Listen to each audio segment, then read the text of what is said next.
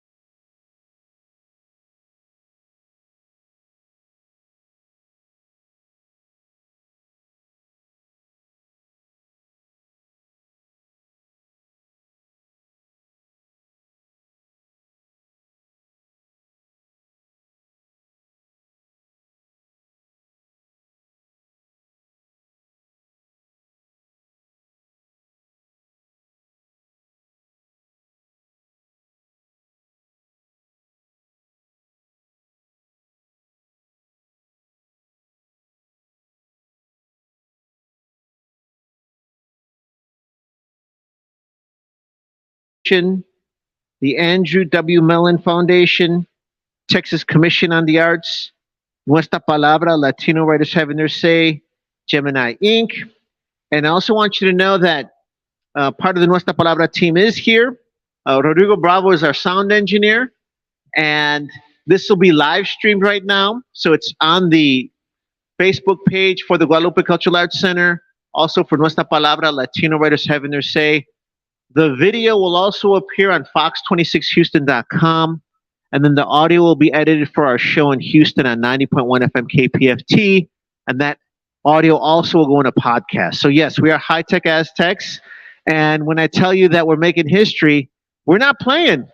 We mean that you're going to meet writers today. You're going to get your book signed today in your family library. You're not buying a product, you're buying the story. You're taking that story home. You're going to talk about how we chatted earlier on. You're going to talk about how you shared the story of the history that you know.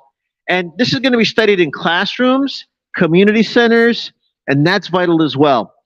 The last thing I do want to say before I talk about what we're celebrating tonight, through the help of Congressman Joaquin Castro, we got a grant. And with that grant, we've been paying for lesson plans. So what's been fantastic is we've already started it. So we've contracted teachers from middle school, grammar school, and high school. They're writing lesson plans based on some of the books that we're presenting, and we've already visited some schools. Those schools then get the teacher visit. Each student there that day gets a copy of the book. The school gets a classroom set, and then we're hoping that the more that happens, the more they'll adopt some of these books. I do want to let you know, too, that in June, we'll be celebrating the publication of Latina Leadership Lessons, 50 Latinas Speak, with Delia Garcia, the Honorable Leticia Van de Pute, Dr. Laura Berbana, Frankie Wolf, and Patricia Mejia. They'll be here in person. We also interviewed them along with Dolores Huerta, who's a contributor to that book, and that's next June. And then we've got a whole wonderful lineup coming up after that, including John will be back in October, so he's here now in October. So this keeps going, we keep growing, and we hope that you'll spread the word. Today is very special because we are celebrating, again, I say this carefully, I could be wrong, but it's definitely possibly one of the few Chicano literary journals in the country. There have been others, without a doubt. However, this is the one that survived, and it's also very, very powerful content. It's thrilling, and I'm glad that we have it here. And again, I say it in a way so that if people know of others, send them to us, we can celebrate them. It's powerful, and it's here today. We're going to celebrate many of the contributors, but we have with us today, and I want to give them all a round of applause before they come up. We have Joe Reyes-Boitel, I think, yes. Woo! And I know you were dealing with the parking, so I know that. The real world. Vincent Cooper, también.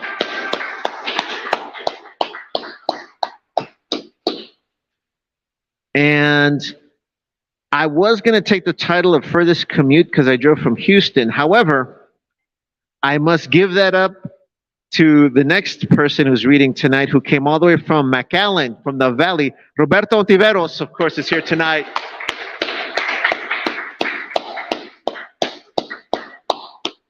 And we're celebrating current contributors to the newest issue of Huizache, past contributors, but we're also fighting to keep it alive. A little later, when Roberto reads, you're going to find out that this publication was in danger. It had to find political asylum in California. So it was founded in Texas. It's now based in California, but it's coming back for Leva Familia. So we're going to kick it off with someone from here in San Antonio. Vincent Cooper is the author of Where the Reckless Ones Come to Die, from Aztlan Libre Press, also based here. Zamora, Poetry Survival, from Jade Publishing, and forthcoming, Infidelis, from Mouthfeel Press. And his poems can be found in Huizache 6, Huizache 8, Riversedge Journal, Somos en Escrito, Trilin Lit. He's co-editor of Good Cop, Bad Cop Anthology from FlowerSong Press. He's a member of Mocondo, which I'm proud to be a member of as well. Any other Mocondistas here tonight? Oh, man. All right. All right. And he is currently living just a few blocks away here on the south side of San Antonio. Please welcome Vincent.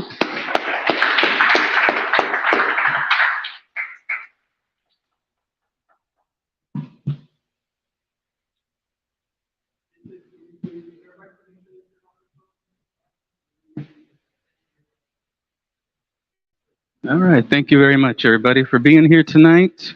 What do you think? JC Penney? JC Penney, maybe? All right. So this is called The Dream Is Over. When I first submitted to Huizache, for me, it was it's a prestigious literary magazine. So to be in it and published with some of the biggest, most historic literary names ever is such an honor. So I submitted this poem. Dagoberto Gilb at the time said he loved it. He raved about it. He gave me a lot of praise for it. The dream is over. It's a waste of time. They don't want to be taken care of. They don't care about anything or anyone. You're setting yourself up for heartache. Telephone conversation with a relative. A white wooden swing jolted in 4 directions, launches sticky leaves, ants, and stray bark with me. Holding the back of my neck on the ground, I'm looking up into a haze of 2 boys laughing, calling me a puto for crying. I struggle to breathe. They turn as I rise. I grab the handle of a red wagon and run toward the house for safety. I look over my shoulder, wheezing. I know they won't catch me. They signal a warning. Benson, stop. Please, stop. I twist and fall face first, then chest, then stomach, and knees into a nopal patch. The wagon darters toward the house. Pelon and Chato stand there as witness to my agony and split. Louis, my brother, comes out of the house, signaling me to hurry to him. His face pinks innocent, wearing a black Iron Maiden t-shirt and fitted jeans. Arguing in Spanish, our grandparents sit in the car, losing their patience. Louis pulls me off the cactus bramble. On the count of three, I am stuck. Needles sting from my thighs to my face. The cactus and I exchange flecks of skin and blood for pinpricks and needles. He rushes me toward the car. I scream a soundless note. Tears streak down, red and sweat. I sit in the back seat whimpering mocoso all the way to San Antonio. We arrive at the house on Hidalgo Street. My tias take off my clothes. They hold me close to their hearts. They kiss me on my forehead. They hold me close to their hearts. They kiss me on my forehead. They hold me close to their hearts. They kiss me on my forehead. They hold me close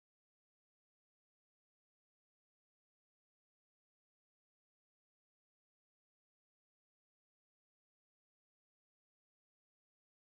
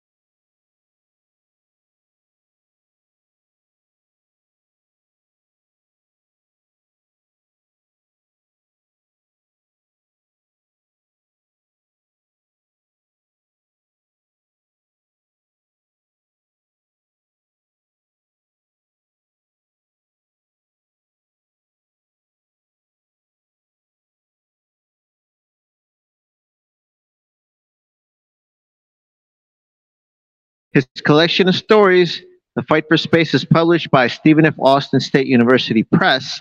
And among his writing is a piece he wrote for the Texas Observer documenting the fate of Huizache. And I think this is key because this is a really important space. It can go away. The director Cristina Bai wanted to make it a bookstore, and that's why we're pushing for it.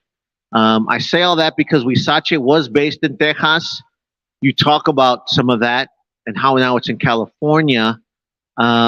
It's still thriving, but I think it's a moment to reflect and think about, well, what happens when these voices go. So I'd like to invite Roberto Ontiveros to come up right now. And he's a former contributor as well.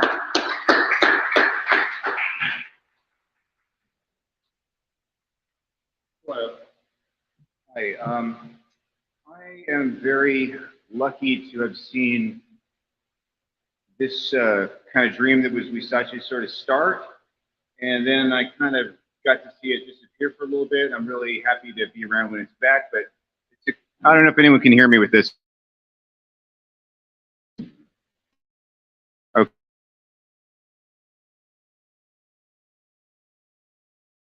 Okay.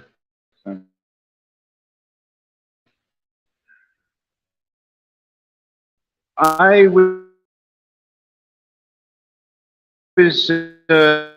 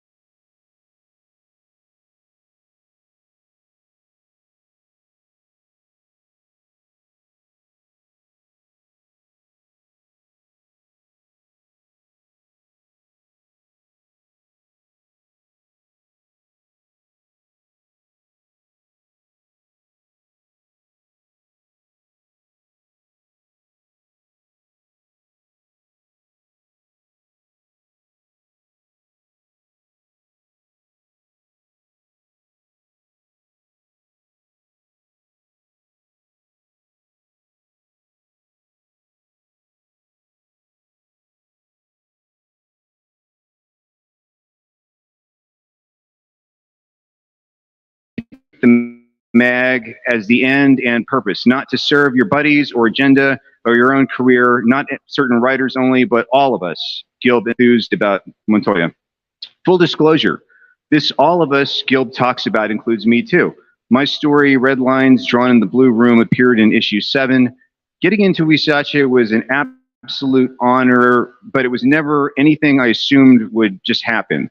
I've known Dago on and off since 1997 when he invited me to join him and a few other writers, including Christine Granados and Oscar Casares, for Friday night fiction exchanges in his garage apartment that he was calling the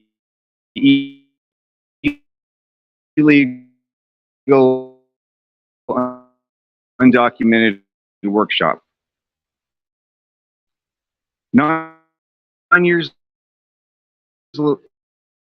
later, he reprinted my story, They Let Me Drive in Echo and Tejas. But despite like Juan Felipe and Hector Tobar and leaders I might have mixed with, writing was Huizache material.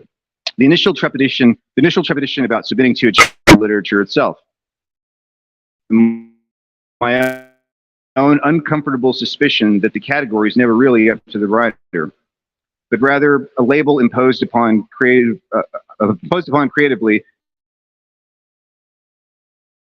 It might otherwise be adaptation of what Chicano or Latin Montoya says, adding, it might be a familiar story, but it's told in a way that takes us into new territory. Montoya, the son of a Chicano visual artist, Marquez Montoya, just how badly I pronounce these things is there to show you like where we are as far as like all on the same pages, just not knowing how to say these things out loud, but reading them. So, okay.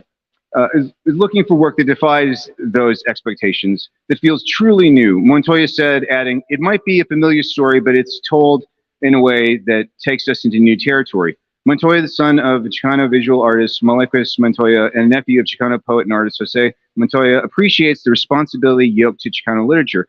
Given that Mexican-American writing is no longer suffering from scarcity, Montoya feels that discernment is required and that not everything that appears under the guise of Chicanx is worth championing. Quote, I understand why there is a desire to celebrate our work, no matter what, stressed Montoya, whose own fiction often combines visual and textual elements into not easily classifiable assemblages.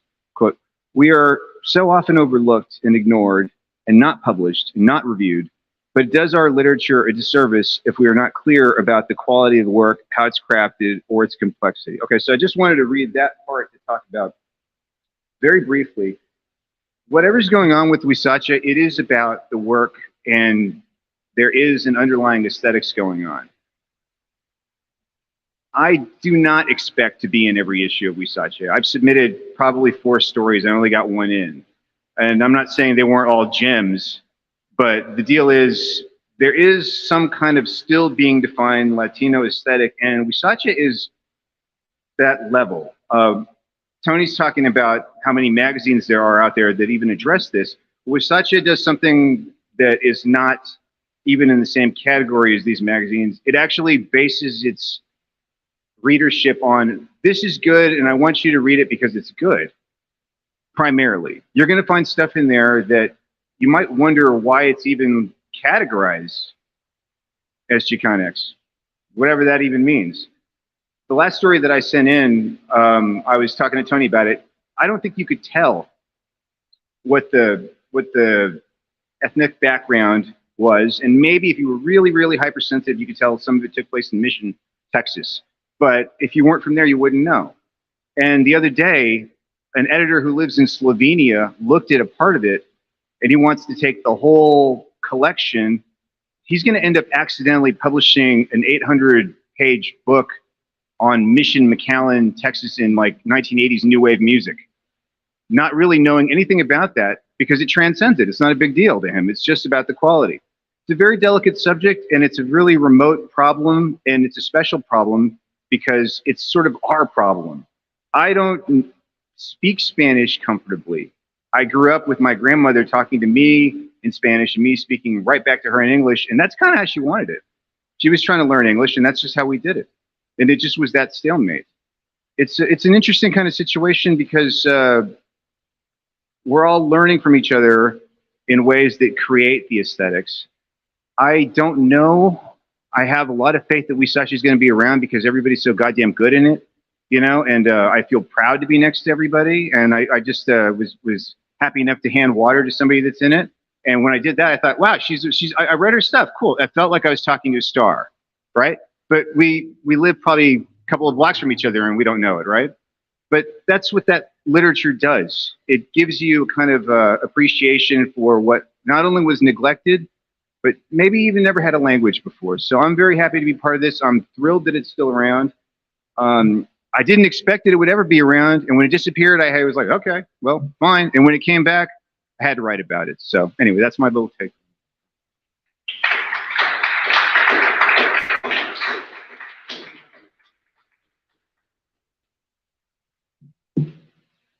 And thank you, Roberto. You bring up so many issues too that we're grappling with as the Latino Bookstore, but we have to treat each other like writers and intellectuals. So I do want to remind folks, we do have copies of Vincent's books for sale. So if you can, please do purchase them and then get him to sign it.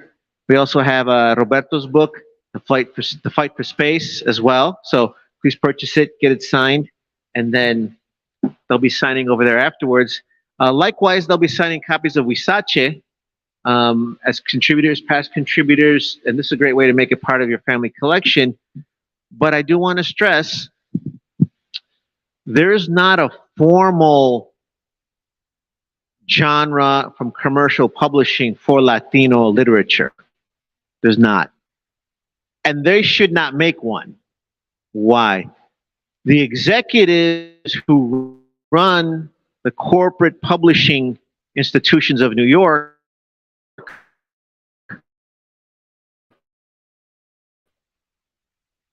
are illiterate about Latinos. So they have really no business making decisions on that. Should they care about us? They should.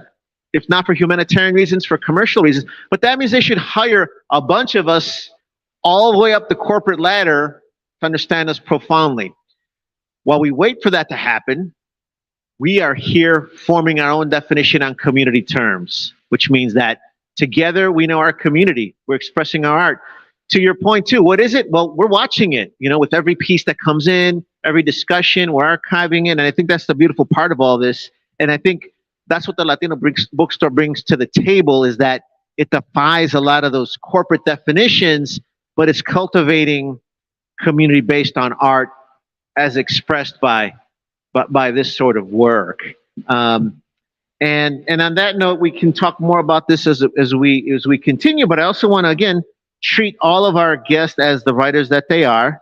So next up, I want to celebrate the writing of Joe Reyes-Boitel, poet, playwright, and scholar, queer, mixed Latinx, and parent, now working on their MFA in creative writing at the University of Texas, Rio Grande Valley, where they also serve as teaching assistant. That's fantastic because you're helping the next generation learn about language, art, and cultura.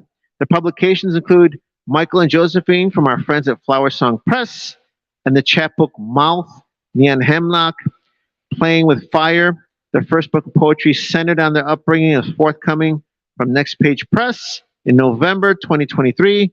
She Wears Bells, their hybrid opera, dang, was so cool, was chosen as a finalist for Guerilla Opera's 2022 annual virtual festival.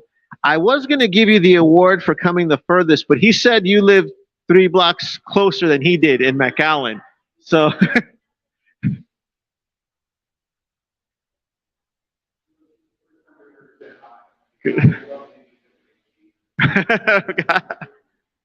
that's how this works.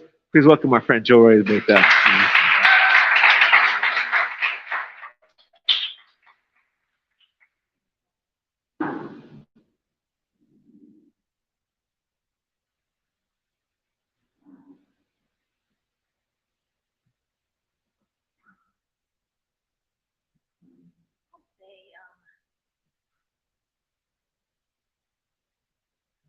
High-minded here. I love being with people who are writing, who are creating, who are reading. But I've also had a shitty couple of weeks. So I just turned in my last final at 3 a.m. this morning and talked to a friend of mine who had considered suicide at some point. So in between trying to write that, I was talking her down and sending her food so she could be centered.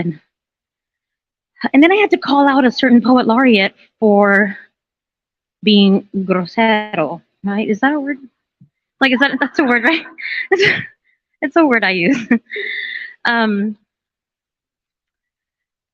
being real grosero. Like, that's just, and then after that, I had to call out someone in another class for, after 15 weeks talking about Anzaldúa and rhetoric, decides to say that the Bible is the ultimate and she's outside of that and she's not living her life right.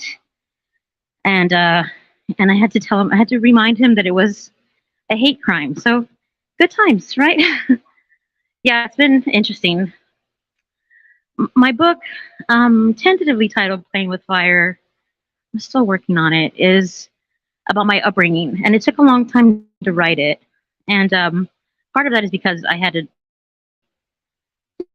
difficult upbringing that I don't think that is new or unexpected for most of us. There was alcoholism, there was Mexicans and Cubans. If you ever thought that they got along, they do not. Poverty, working class issues, issues of migration, issues of exile, and I got to hold a lot of it. So I want to read just a few pieces. They're not very long, but I want to start with this one, just as a reminder, I think, because I want to just really appreciate those who hold, whatever gender you are, those who hold this kind of natural or left of center kind of masculinity and really support and commit. I just really want to thank you and honor you for doing that. So, because this has been crazy. This one is called Reminisce, and it's from my chat mouth. There's only 56 copies left. So I'm just saying, if you want to order them online, do it before I clean them out. So, Reminisce. Long after my troubles dissipate, I will turn the corner, or open an envelope, or unfold a page in a book I never finished, and I will be reminded. Very short. This one is called Rear View. It's modern times. Women can drive and live and fuck as they want, and they do, and I do. And something about driving back home from a conference, and I'm sleepy. And this road, of all the roads that link Texas towns, is the only one that has signs of approach, evidence of said towns for almost 2 hours. Ebony and without stars or brake lights at the horizon. My headlights offer little help against the curve of following the land. Jolts me whenever oncoming cars look to be in my lane. From the vent, warmed by the heater, kerosene, burning sage, the sweet malt of death somewhere nearby but undiscoverable. This is what men smell like, I think, as though I've forgotten. I haven't. But smell in my history is about misremembering. I only ever caught those notes I chose, redefined them to suit me, and disregarded suspicion. There's no shortage of men interrupting my life. I grow anxious. Here it sits, the smell, a passenger in my car. It will stay with me now through several miles of dark road. Thanks to Darren for lending me his copy of my book, because I don't even have one. So if you buy one for me. In Huizache, I just want to say I'm really honored. In some ways, I purchased the copies and I would be like, okay, I'm getting in. Okay, I'm looking at what they're offering. And okay, so I need to level up. My stuff needs to level up. And so some of this writing is because I looked to elders and because I looked at the writing in there and said, here's where I want to be. Here's where I want to be in this kind of family. So this piece is called Flint, and it's in the book. It's also in the manuscript that I'm working on. And my father was a really violent man, and so my brother ended up inheriting some of that, a lot of that. My brother arrives at my work, leaving me to translate his rough hands and angular jaw for the hesitant watching behind cubicle walls. Gone are his youthful round eyes and sleepy pout, his skin now ashy, weathered, his chin losing its edge, reddened-skinned, tied tight, straw stuffed body waiting for life. Age has loosened his secrets. Fear has built its nest within him. He borders on homelessness. Just in case, dark clothes to hide and protect his body, 2 pair of shorts, 2 pair of socks, a button-down, and a t-shirt worn in layers on a hot August day. He's just been released from jail and needs to make a call. No message really, just a thanks to Mike or John, whoever else bailed him out this time. This part isn't new. He's always thankful. I offer coffee, give my lunch to his blind hand. The shape of our childhood is worn on him. He bears the brunt of our anger and can't reconcile it within, even as our stories are unraveling. We break repeatedly, consider ourselves lucky to have managed a life. His metallic eyes roam the landscape within. That softness is quivering. He cries without breath. I have denied myself this hurt. Like a firefly, I am pinned to his dark shirt. And I'll do one more. I should do a happy one, right, Benjamin?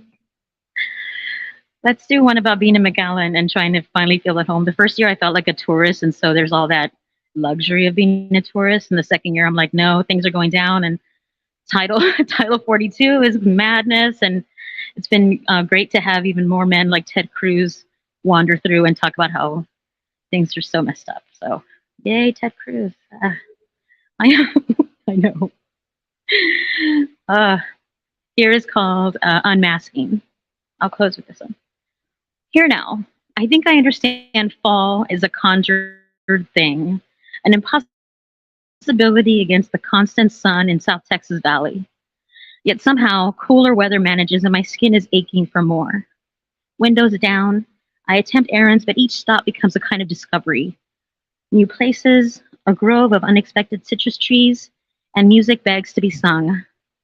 At stoplights, I contemplate the driver in the car next to me, who turns his head and smiles. His wave and subtle nod beckon. So sad he's in the turn lane and I'm moving forward, following the horizon. To one side, the sun falling away, to the other, the surrounding darkness of a blue whale, its entire body in dappled blues, churning into nighttime sky, then starlight, its hot heart racing with me along Highway 83. Possibilities are sticky things here. Once decided on, they make their way in. They insist, in fact, blushing against the walls we build within ourselves. I have my walls. I drive through the car wash, always skittish as I try to get the front wheel into position. There seems only one way, but that can't be the truth. I'm sure I'll never make it, but still, somehow each time the wheel finds its way. I don't believe our lives are so scripted. If I did, I wouldn't be here now, having run my car under blue and purple suds,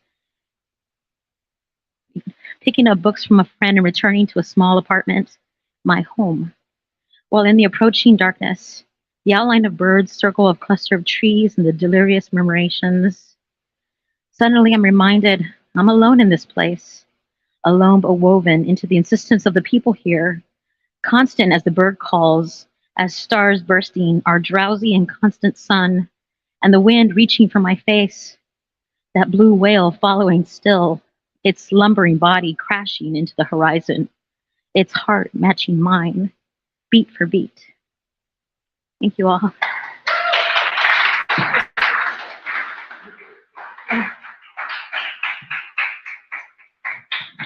Thank you very much. That was fantastic. And before you go, I want to say a couple things, and I want to model some behavior. One, this has been possibly the shortest reading ever in the history of poetry readings ever. So I want to be grateful for your generosity of spirit, because y'all wanted to make sure y'all got enough time, and also make sure you wanted to make sure that people had a chance to speak with you. So I want to reward your generosity by praising all of you, and this is what it's about. So I will model the behavior. I purchased this, and of course I brought my own pen. You don't got to go that far, but you know, if you do, you do. There should. No, but thank you.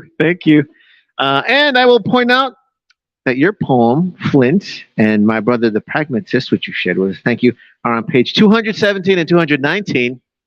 Pero, por favorcito. And then I'm going to ask Vincent and Roberto to come up over here. We'll take a question each. You must ask them a question each, or there will be no signing of the books. And I want to also show that I had Roberto sign my copy earlier. And as you think of some brilliant questions, because you want to get to the party, I know you want to get to the party, obviamente. In mi casa, my house, we have a bookcase. Those books are not just books. Either I wrote some of them, some are signed, my friends wrote them.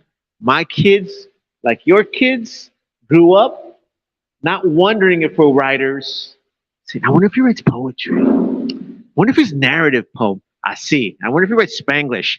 So, Vincent and Roberto, if you kindly come up here, we have like each of you to have a question. Any questions right now? Well, you must ask questions, and I've rigged 3 questions with Rodrigo. If y'all really that shy, pero no creo que sea el asunto. Pero una preguntitas para sus colegas, sus poetas. Oh, I'm sorry. And I want our director, Cristina Bailly, to come up and say hi and say a few words, por favorcito. La mera mera, la jefa de esta institución.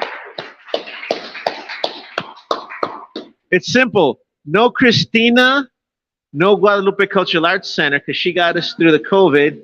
It would have, like many places, shut down. And no Cristina, no Guadalupe, no Latino Bookstore. So thank you so much. Tony, thank you, but I don't know about that. I think there'd still be a Guadalupe Cultural Arts Center. But the bookstore, we were able to bring it here to be part of the offerings of the center. And of course, the Guadalupe is a multidisciplinary center. We have lots going on. You probably saw that across the street, the theater was full. There's a ballet folklorico recital going on. But we're happy to have the bookstore up and running, and a literacy program that we're also starting. In addition to the readings that we present here, we're also able to provide curriculum guides for the schools that go along with the books. So we're doing a whole program around that, and we're just happy to do that, and happy to have Tony at the helm of this. So thank you all for being here.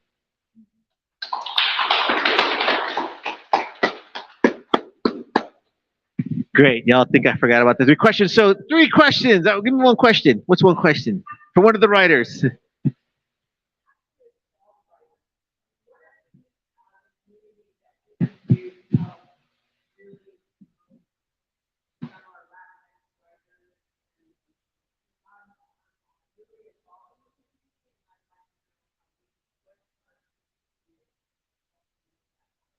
And I'm going to say it on the mic for the live stream. That's a great question. Your question was to the Chicano Latinx writers. What can community members do to really get the word out? Because you're active in the community and you'd love to see this blossom. Everyone's kind of run away. Vincent, what you got to say? Why don't you come up here, por favorcito?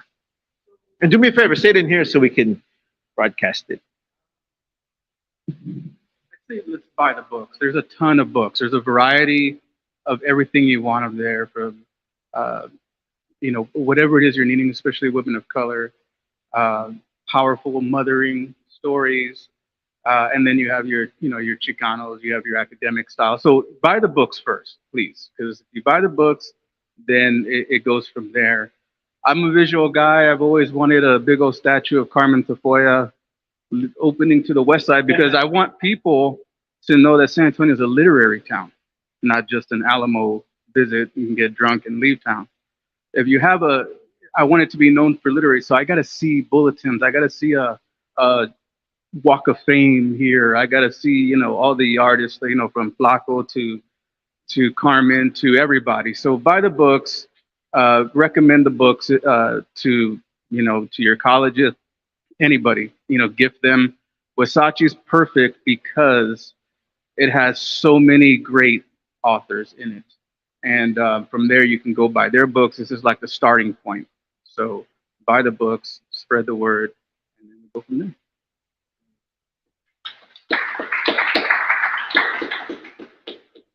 My answer to that, I liked it, like what he said, but I personally, if I was a kid and I was writing, and if I knew that people were pinning their hopes on me in any way, I don't know what that would do to my work.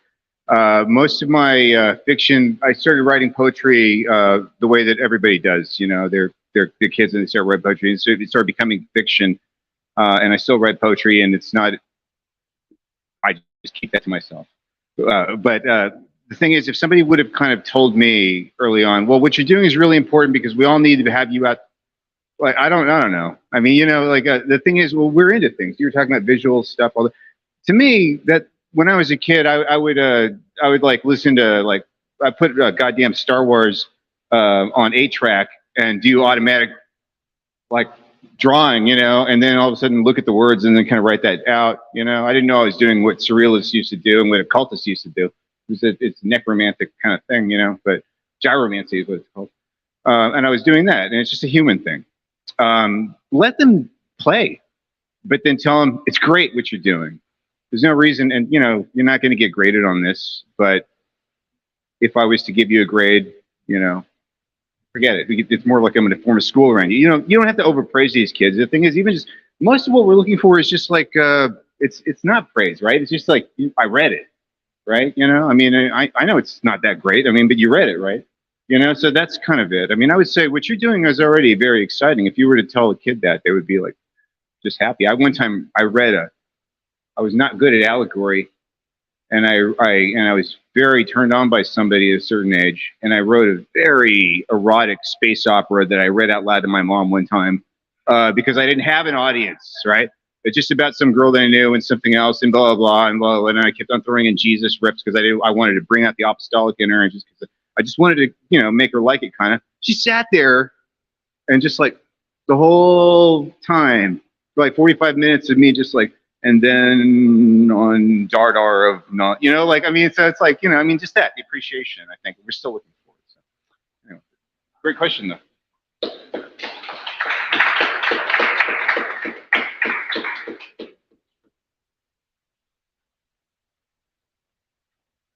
The reality is that San Antonio suffers from illiteracy, like in huge numbers. And that's connected to poverty levels, which are huge too. So we can say buy our books, and we're so thankful when you do.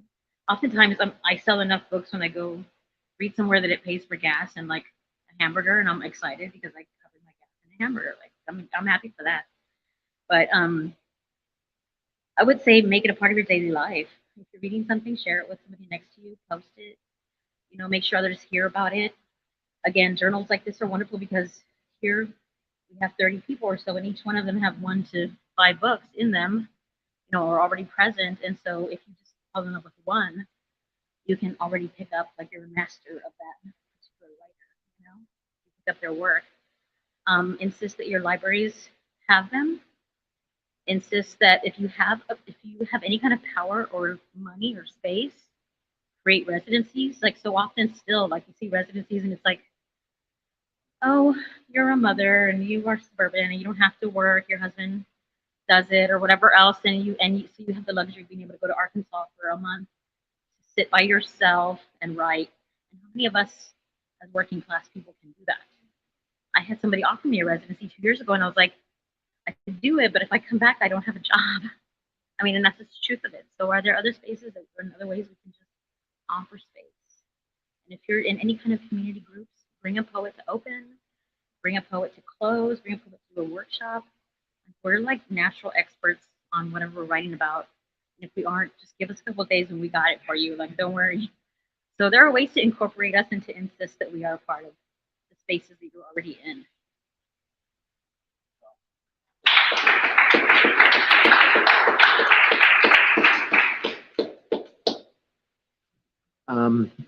That was a great question. We got 3 answers. Technically, that was the 3 questions. I'm asking one more though, but I do want to point out what you said about the money, and it's very true. But I want to point something out. This is not a corporate bookstore. We're a community bookstore, and I want to point out one thing that we've done with the grant from Congresista Castro's office. Actually, we contracted a brilliant teacher who's here.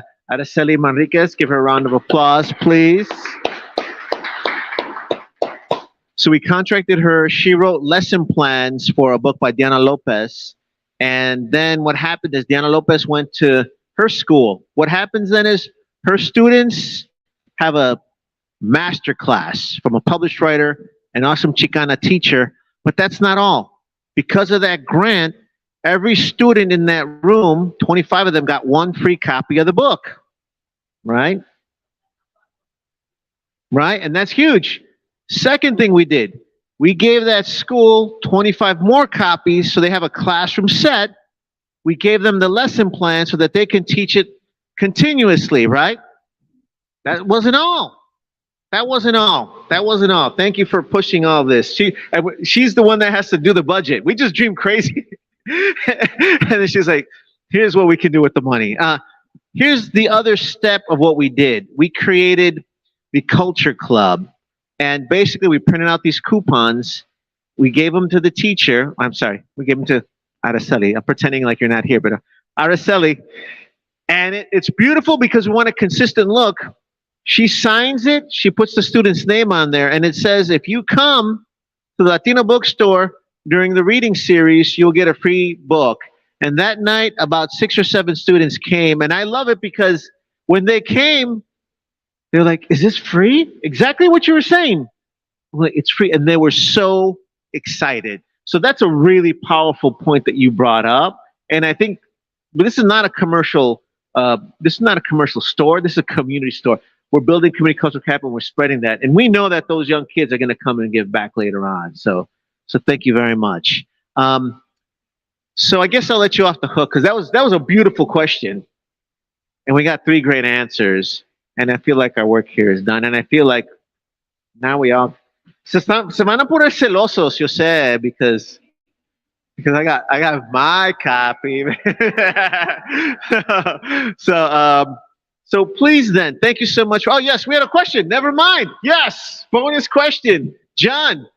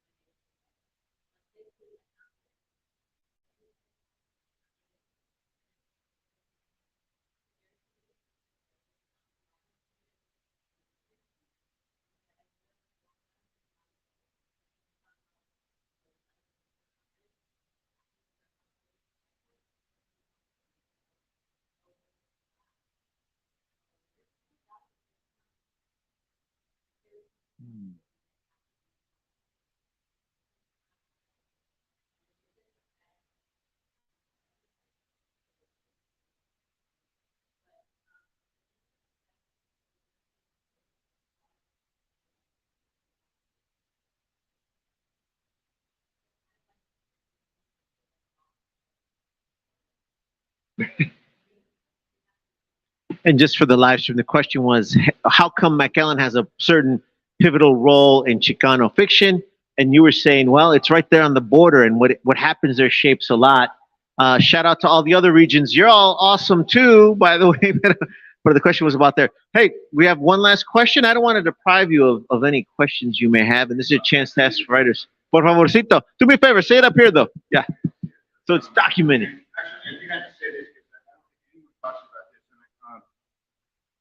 You can learn so much about world literature by living in McAllen, and like, let's say you need a time machine for this, but like late 80s, early 90s, because the Ropa Usadas over there had burlap sacks coming from New York that you would rip open, and it'd be like Frederick Jameson's little take on Hegel, and then it would be like, this much, keep the garden, and then you'd have like just shit coming from New York, right?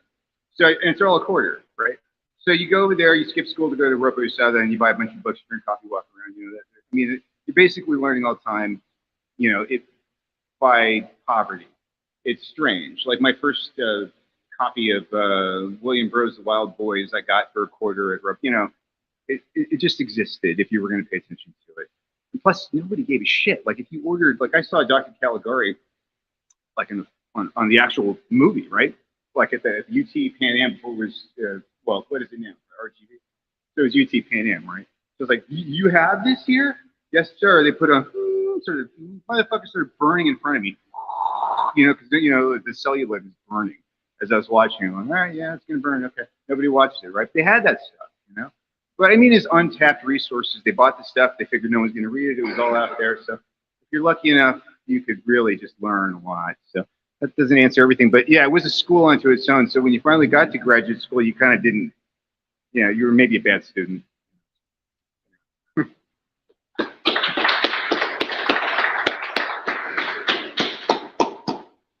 One last question from our intellectuals, authors, poets, thinkers. Yes.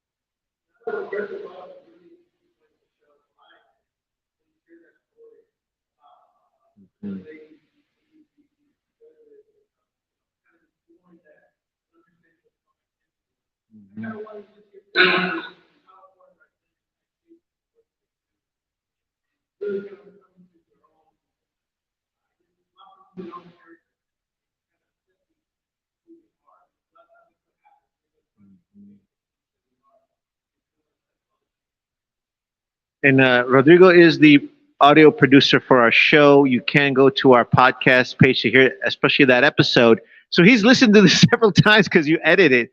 Great question, and I'll repeat it for the live stream. The great question was, on the show, each had a very profound and interesting definition of Chicanismo, what it meant to be Chicanx. So you wanted them to maybe add to that. I don't know who'd like to go first, but it'd be great to hear how you define it, how you work within it, and how you basically reconcile that with being an artist that we defy definition at the same time.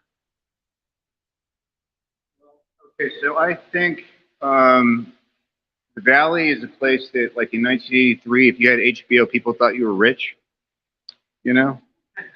So, but at the same time, I mean, they, you know, and they give you that kind of rich man respect. So and then the Valley is a place where, well, my father was born in Mexico. He served in the U.S. Army, and he came over when he was about 8, and he was hit by nuns for speaking Spanish. You know, I don't want to hear anything about people getting on anybody's ass about how third generation doesn't speak Spanish. It's not natural for a lot of people. We don't know it because it was kind of whipped out of a lot of people. You know, by the time, I mean, I don't know anybody that's sort of my contemporary that ever thought it was a good thing that you had an accent, unless it, you know, I mean, that just was the thing. You know, it's a complicated issue, and then now, yeah, whatever. So whenever I hear anybody talking about it, I try not to be real judgmental about it. Like, hey, well, what's your, like, dude? I mean, that's the one thing. So you brought up Ted Cruz. You brought up Ted Cruz. The one thing that guy's right about, and he is right about this, is the third generation doesn't speak it. He said that one time. Yeah, you're right. They don't. And second generation, they kind of did, and whatever. Maybe it went back and forth, but it is a complicated issue because now even like Melissa Villaseñor, that great Saturday Night Live comedian, talks about how she's learning it. She's out loud, but we've heard her make fun of the language. We've heard her do that one bit where she goes, "That's sad." We've heard her do that shit, right? But she doesn't know Spanish, so she can do that. She feels free doing that. She feels free doing that. That's her. She feels comfortable. No one's going to get on her ass about it. She doesn't feel comfortable speaking Spanish. She doesn't feel comfortable at all, and she's trying to learn it like in a way that's probably difficult. My thing is, we write in English, right? Nobody here read anything in Spanish. Okay, I don't think so. I mean, unless I'm so, you know, but I know I'm not. I don't think I heard anything that like would have been difficult for me to figure out. Once it becomes gotcha. It's like jargon. I don't need academic jargon in what's supposedly a naturally occurring organized. I'm being funny about it because I'm getting a little angry about it. It should be a naturally occurring vocal thing. If we're going to go by language, and I consider my fiction to be really based on like poetic impulse, I don't care what the story does. I just want it to sound good a lot of times, and I hope it translates all right. Doesn't matter to me that much though. If we're going to be betraying that language, which is basically a poet language, then I'm not for it. You know, I'm glad if it gets on the right side of whatever the politics are, but you know, I got to admit, I'm a little bit in the steep when it comes to like what gives me shivers down my spine. So.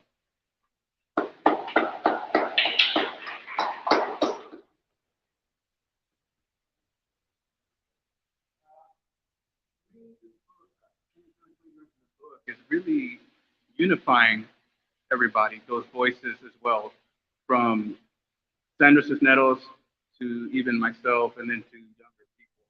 And whatever they identify as, it's like unifying us all together in this book. Whether you're, you know, queer voices or Latinx, whatever it is that you want to identify with, this is still like the place where you're all showcased together, and it's really fluid. Like you don't skip a beat at all with it, at all. So, I mean, I recommend this book, not just because I'm in it, but because this is where you start, right? This is where you start. So many people go and they're like, I've never heard of Gloria Anzaldúa. I never heard of Lorna D. Cervantes. I've never heard of Carmen Tafoya. I've never heard of these people. And I'm like, I mean, do you read at all? Like, so we have everything. We have it all here. These are 9 issues, and they're all here from everything you want to read from everybody that we have. You know, so I recommend it. I'm a Chicano writer. I do identify as Chicano, and my heroes are that. But there's plenty more. If that's not your bag, there's so many others to choose from, and love and go with it. And this is your starting point.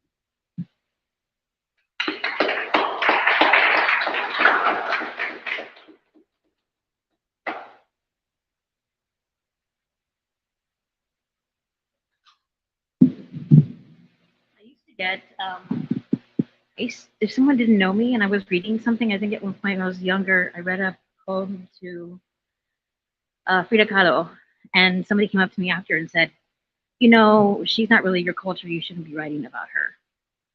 And I was like, oye, que tú no sabes, que yo soy cubana y mexicana también, right? And I had to tell them, like, I'm both. And to then say both, because a lot of times too, when I was growing up, it was that you were half and half. And I've been reading some of Gloria Anzaldúa, well, a lot of Gloria Anzaldúa this semester, and she has one thing about how if there's even a piece of something, that piece is representative of a whole, right? And it's a small line in some book. I don't even know which one now. I underlined it, I'm sure, but it was so validating for me because it just reminded me, like, no matter what pieces we have, right, broken or like incomplete or we don't know the histories of, it's still part of us. And so I have multiple identities, and people get tired with it because I'm disabled and I'm queer and I'm Cuban and I'm Mexican. I'm first generation, first ever in my family to go to school to get my degree. My daughter is the second to get her degree. You know, we'll be first and second to get a master's. So I'm going to claim all of it. And if it's a mess and you get tired, it's okay. You know, I mean, just call me Joe, right? I'm going to answer for the most part. But I want to include all of it because I think if we even deny a part of it, we're not allowing for the richness that Chicanidad can be.